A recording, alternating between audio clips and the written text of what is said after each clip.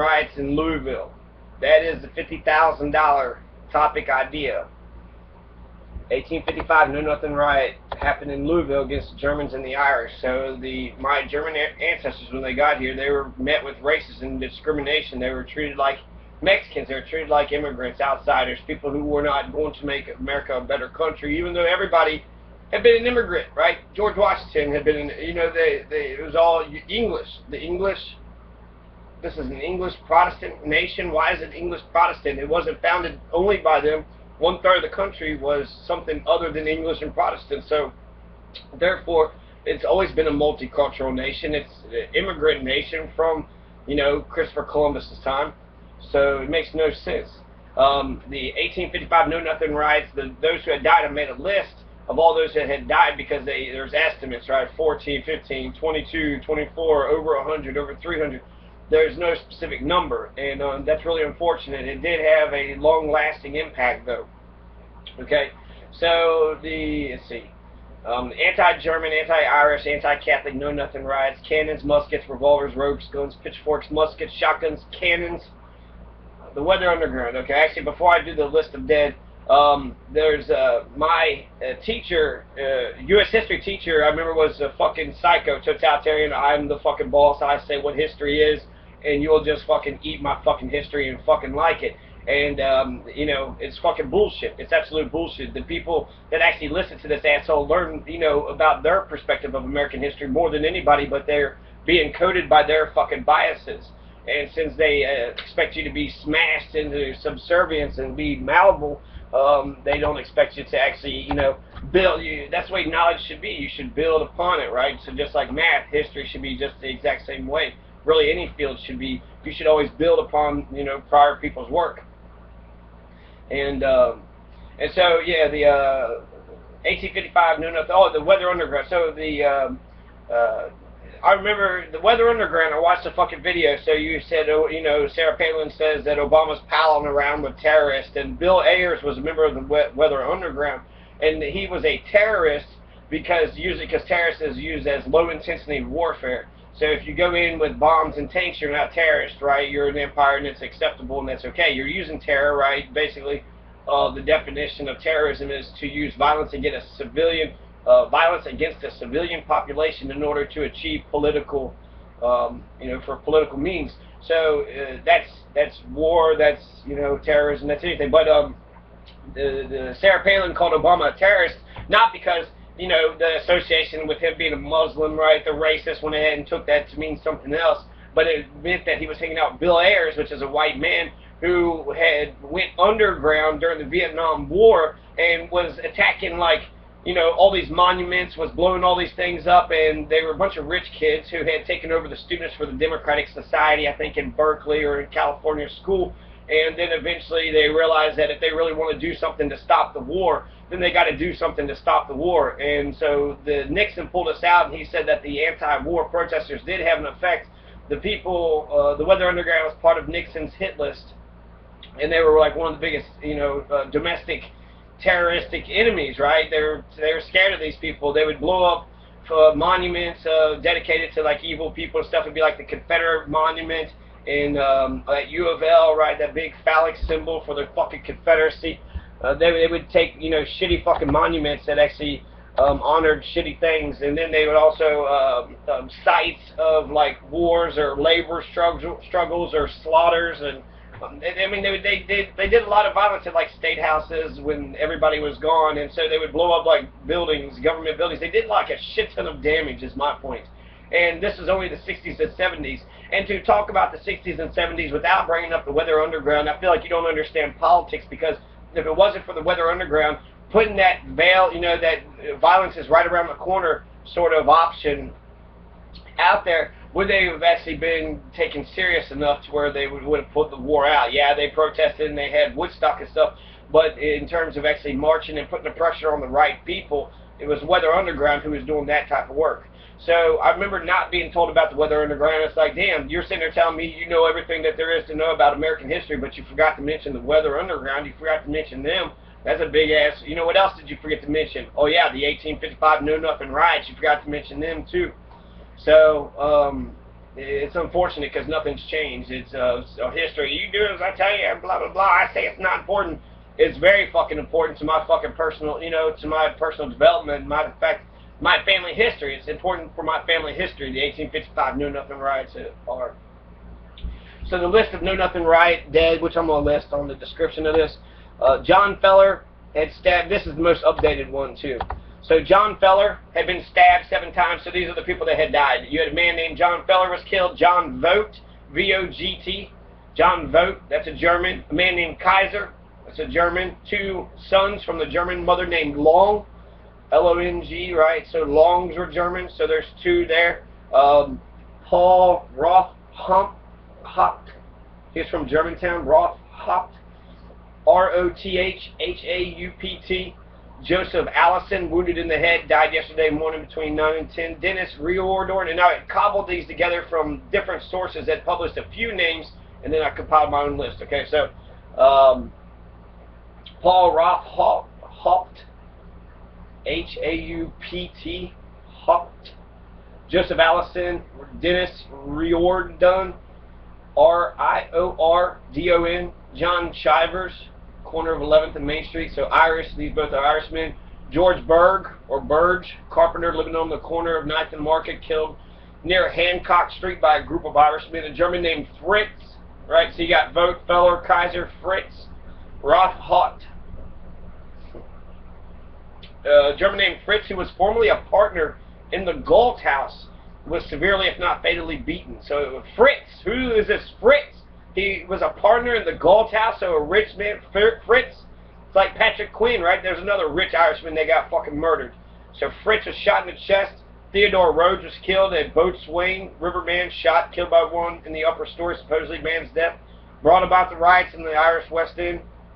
Mr. Graham was shot and killed. W. Graham, a young man, a Messengeiser, which sounds Germanish. John Hudson, a carpenter, was shot dead during the fracas. John Hudson, corner of Green and Preston Streets. Francis Patrick Quinn plus 2 unknown more.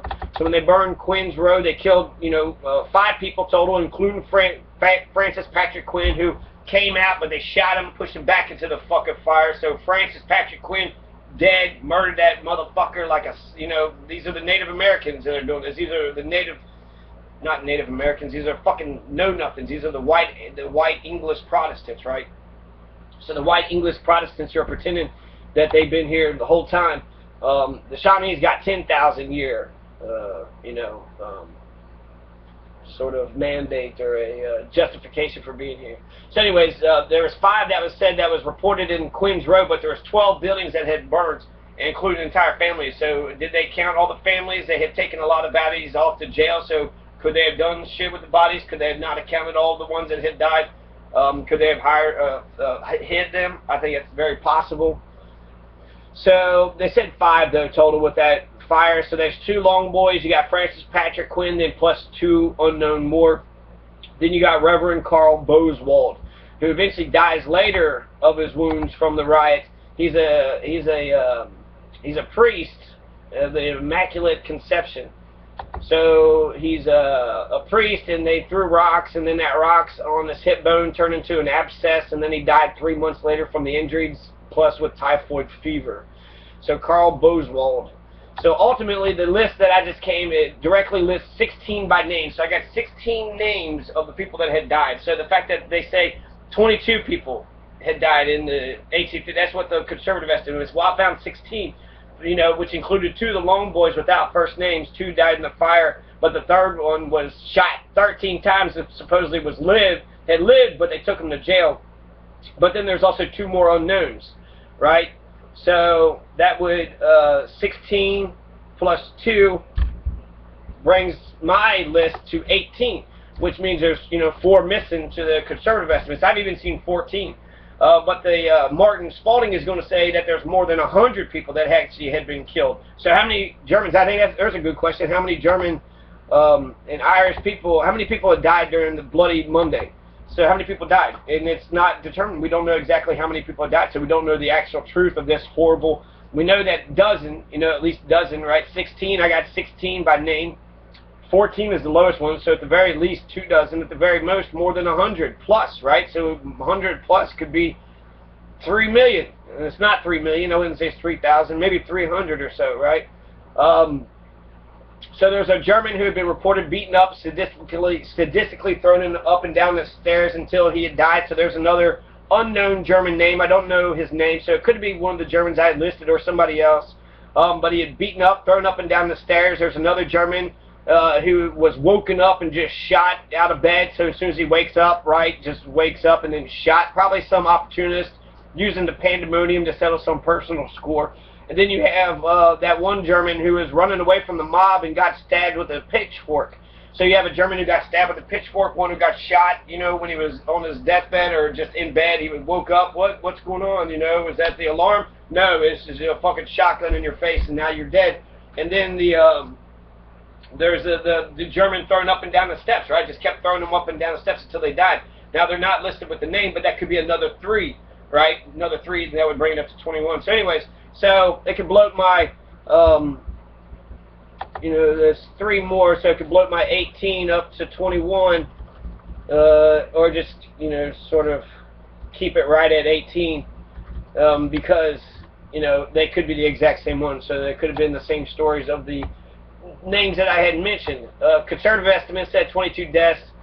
Bishop Martin Spalding wrote that there are over 100 deaths, especially considering whole families were consumed in the house fire. So it's safe to say there are more of a body count than the conservative estimate, but without hard evidence, it's hard to say exactly how many had died. So I think it'd be safe to say 22 plus, right, up to 100, or 22 through 100, maybe 22 through 100, I think would be a good number. It's not the only time we saw riots in Louisville. We see 3 riots actually in Louisville's history. We see riots in 1975. The white people were standing up against the black kids going into the schools, so they were throwing rocks at the school buses, giving havoc to the cops, marching with the fucking Ku Klux Klan, shutting down, driving tractors on the interstate, shutting down the interstates, protesting like motherfuckers, right? For an entire year of 1975, there was a mini civil war in Louisville because they wanted to integrate the schools. How dare them put the black kids with the white kids? And then 7 years prior, 1968, there was the Black Power riots, which had happened right after Martin Luther King had got shot. Stokely Carmichael was supposed to be coming, and then they were protesting police brutality, and then the rally got out of hand. The cops tried to shut it down, escalated the shit. Somebody pretended there was kids throwing rocks. They threw a light bulb on the ground to make it pop, make it sound like somebody got shot, right? And then eventually they burned down, you know, the fucking district, and then it never came back, which is unfortunate. But it is